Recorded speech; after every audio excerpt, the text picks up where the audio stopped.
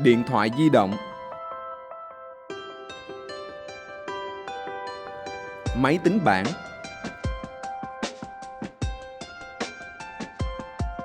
TV, máy chiếu. Dường như chúng ta đang sống trong một thời đại mà những gì đôi mắt tiếp nhận không đến từ thực tế nữa.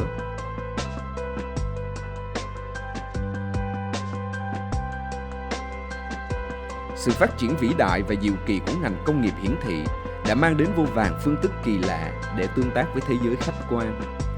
Và nhiều lúc chúng ta phải tự hỏi, liệu trong tương lai mọi thứ sẽ còn đi đến đâu khi công nghệ đang thay đổi một cách chóng mặt? Tương lai ngành công nghiệp hiển thị.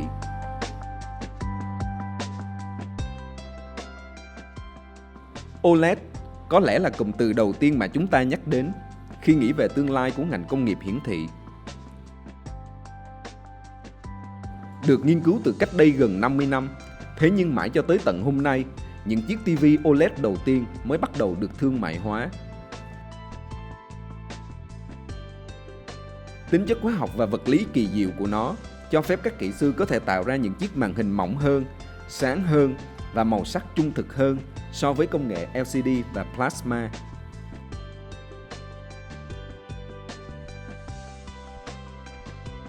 Đặc biệt, công nghệ OLED mở ra một kỷ nguyên mới, nơi mà những chiếc màn hình có thể hoàn toàn bị uốn cong mà không làm ảnh hưởng tới chất lượng hình ảnh. Một trong những thách thức lớn nhất hiện nay của ngành công nghiệp hiển thị đó là làm sao để tạo ra những chiếc màn hình OLED với chi phí thấp hơn so với LCD. Có rất nhiều phương án đã được đưa ra, trong đó công nghệ in-full tỏ ra tối ưu hơn cả, khi cho phép các nhà sản xuất có thể giảm chi phí chế tạo xuống thấp hơn so với màn hình LCD. Tuy nhiên, việc Sony và Panasonic vừa thông báo về việc rời bỏ mảng OLED đã khiến cho tương lai của công nghệ in-full trở nên mờ mịt hơn bao giờ hết. Bên cạnh công nghệ in-full thì chúng ta còn có một phương pháp sản xuất TV OLED khác, đó là phương pháp bay hơi lắng động. Phương pháp bay hơi lắng động cho phép các nhà sản xuất có thể chế tạo hàng ngàn tấm nền mỗi phút và lấy số lượng áp đảo để giảm chi phí.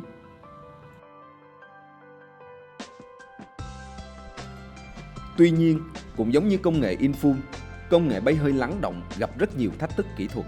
Trong đó, việc đảm bảo độ chính xác của các điểm ảnh khi các lớp được xếp chồng lên nhau là cực kỳ khó khăn. Dù sao đi nữa, việc LG, Samsung và các hãng hiển thị của Trung Quốc thương mại hóa thành công màn hình OLED đã cho thấy những rào cản về mặt công nghệ đang dần được dỡ bỏ và tương lai về những chiếc màn hình dẻo đang trở nên gần hơn bao giờ hết. Công nghệ cảm ứng xúc giác. Bây giờ, chúng ta sẽ làm quen với một công nghệ rất mới, hứa hẹn sẽ trở thành tương lai của ngành công nghiệp hiển thị, đó chính là cảm ứng xúc giác. Hãy tưởng tượng, đến một ngày nào đó, bạn cầm chiếc iPad lên và sờ vào màn hình để cảm nhận được sự mềm mại của chiếc áo được bán trong một cửa hàng online. Điều đó nghe có vẻ mơ hồ, nhưng lại rất thực tế. Rất nhiều nhà khoa học hiện nay đang tích cực nghiên cứu nhằm mang đến cảm giác vật lý cho người dùng trên một màn hình phẳng. Thông thường, để tạo ra cảm giác vật lý trên màn hình, chúng ta phải dựa vào lực ma sát. Độ lớn của lực ma sát giúp các nhà khoa học có thể đánh lừa bộ não rằng tay đang chạm vào một bề mặt lồi lõm.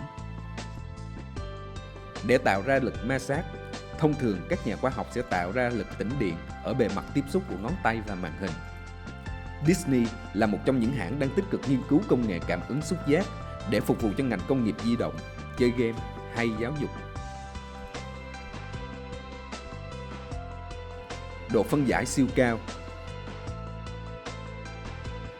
Độ phân giải siêu cao là một đề tài rất nóng bỏng hiện nay, và cuộc đua 2K hay 4K không giới hạn ở những chiếc màn hình có kích thước lớn nữa, mà nó đã lan vào cả ngành công nghiệp di động.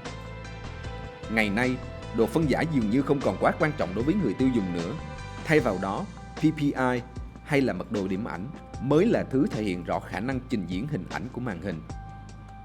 Kể từ khi Apple ra mắt công nghệ Retina, các nhà sản xuất màn hình đã bắt đầu chú ý hơn đến mật độ điểm ảnh. Và kết quả là hiện nay, chúng ta có rất nhiều chiếc điện thoại và máy tính bảng có khả năng hiển thị tương đương với giới hạn sinh học của mắt người dùng. Đối với ngành công nghiệp chế tạo TV, độ phân giải 4K là thứ mà họ đang hướng tới. Chỉ trong vòng chưa đầy 2 năm, giá TV 4K đã giảm đi hơn một nửa và chỉ tương đương với TV Full HD cao cấp. Tuy nhiên, 4K vẫn chưa phải là giới hạn hiển thị cuối cùng. Năm 2003, hãng truyền hình NHK của Nhật Bản đưa ra một khái niệm gần như không tồn tại trong tâm trí người dùng, Super High Vision. Super High Vision là một định dạng video dành cho tương lai với độ phân giải 8K hay 7680 x 4320 pixel. Không chỉ dừng lại ở đó, NHK còn mang đến âm thanh vòm 22.2 kênh và tốc độ khung hình lên tới 120 fps cho tiêu chuẩn video không tưởng này. Hiện tại, định dạng 8K vẫn chỉ tồn tại trên sách vở. Tuy nhiên, trong một vài năm tới, chắc chắn nó sẽ được hiện thực hóa.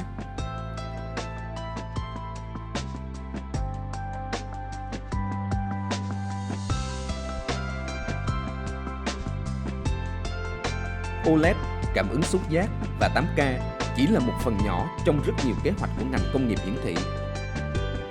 Liệu trong tương lai, chúng ta sẽ còn nhận được những gì nữa? Hãy đón xem phần 2 của video này trên hdvietnam.com.